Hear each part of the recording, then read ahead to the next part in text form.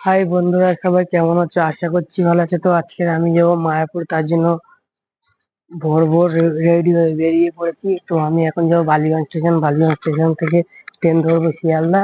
তো এখন বাজে 4টে।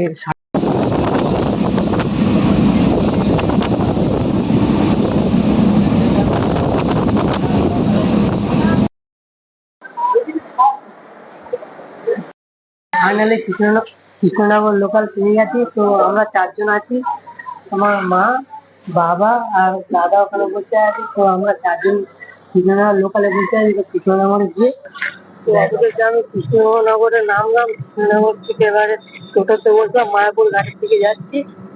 তো শিয়ালদা থেকে কৃষ্ণনগর ডিস্টেন্স 2.5 ঘন্টা ট্রেনে বসতে হবে।